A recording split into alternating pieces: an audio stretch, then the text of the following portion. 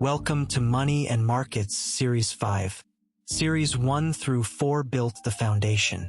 We covered the price of money, credit risk, bonds, short selling, and the institutions that run the financial system. Series 5 goes further. We look at how markets actually function, not just in theory but in practice. And we start with something hiding in plain sight: liquidity. The difference between a market where you can trade instantly at a fair price and one where you are stuck. This lesson is about market liquidity and depth, why some assets can absorb billions without moving, and why others collapse the moment you try to sell. Imagine you own a rare baseball card worth $10,000 according to every valuation site you trust. But when you try to sell it, nobody shows up. One buyer offers $4,000. Another offers $5,000. You cannot find your price. That is not a valuation problem. That is a liquidity problem.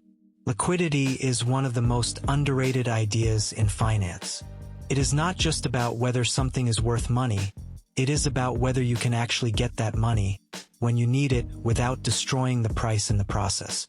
This lesson is about liquidity and market depth. Why some markets let you trade $1 billion without flinching, while others collapse the moment you push. Here is the clearest definition. An asset is liquid if you can buy or sell it quickly, in large size, without moving its price much. Notice 3 things matter: speed, size, and price impact. A checking account is perfectly liquid. You can pull out $10,000 in seconds, and your account balance is still exactly $10,000.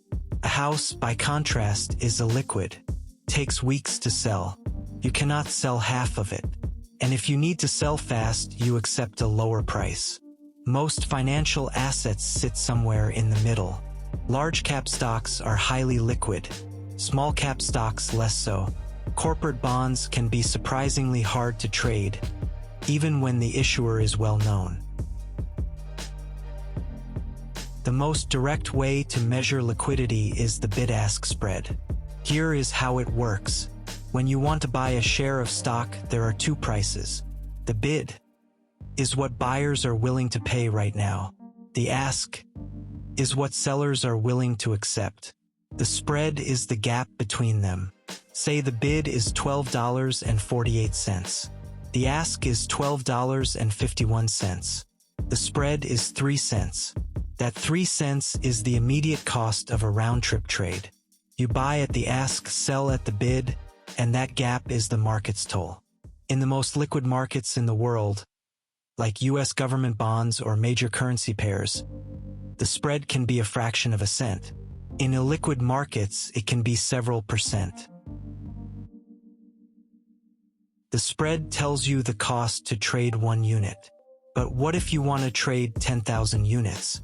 That is where market depth comes in. Think of the order book as a queue. On the buy side, ranked by price from highest to lowest are all the buyers waiting. On the sell side, ranked from lowest to highest are all the sellers. When you place a large buy order, you start at the top of the sell queue and work your way down. First you buy from the cheapest sellers, then the next cheapest, and so on. If the market is deep, there are plenty of sellers at prices near the current quote, and you can buy a large amount without pushing the price up much.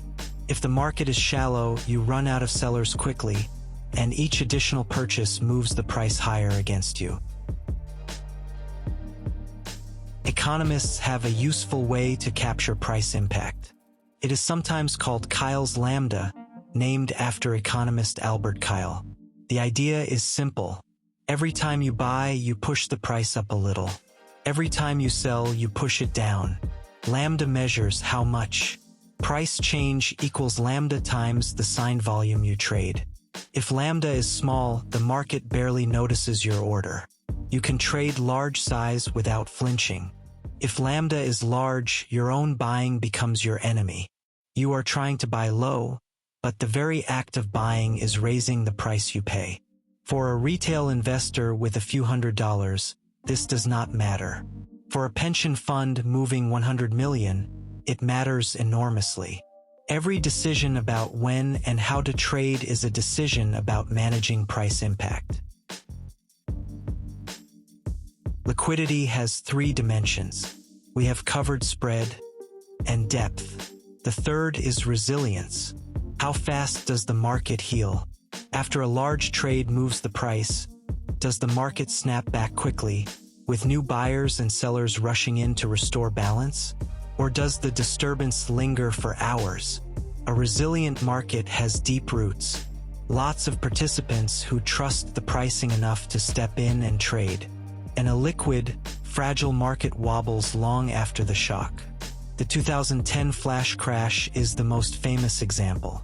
On May 6th, U.S. stock markets dropped nearly 10% in about 35 minutes. Automated selling fed on itself. Liquidity evaporated. Then it snapped back. Prices recovered within the hour. But the episode showed how thin markets can become in moments of panic. Behind every liquid market is someone willing to quote both sides. A market maker quotes a bid and an ask at the same time. They will buy from you or sell to you at any moment. In exchange for that convenience, they earn the spread. Market makers take the risk that prices move against their inventory before they can offset the trade. They are warehouse owners for financial assets, holding stock they may not want, to serve buyers and sellers who need to trade now. Liquidity takers are everyone else. Investors who want to buy or sell immediately, accepting the posted price. They pay the spread as a fee for immediacy. In stocks, some of the biggest market makers are automated firms that send thousands of quotes per second.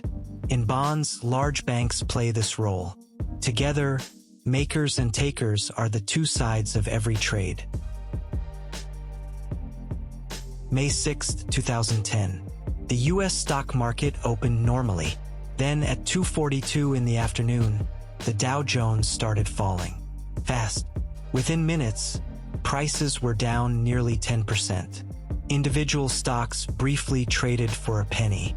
Others were quoted at $100,000. The culprit was a single large sell order executed by an algorithm that did not consider its impact on a thin market. It flooded the order book. Automated systems responded by pulling their quotes, further draining liquidity. The feedback loop was instant. By 3 o'clock, prices had fully recovered. But regulators and market participants were shaken. The flash crash made visible what experts already knew. Liquidity is not a constant. It is a social contract. And in moments of panic, it can disappear in seconds. You might expect illiquid assets to be less popular. But in finance, the relationship is more nuanced. Illiquid assets often pay more. Why? Because investors demand compensation for the risk of being stuck. If you buy a stake in a private company, you may not be able to sell for 5 years. That lockup has a price, and investors expect to be rewarded with higher returns for accepting it. This extra return is called the illiquidity premium. It shows up in private equity, real estate, small-cap stocks, and corporate bonds. It is one reason why long-term investors like university endowments deliberately choose illiquid investments. They can afford to wait, and the market pays them for that patience. The illiquidity premium is not free money. It requires tolerating uncertainty and the inability to exit quickly.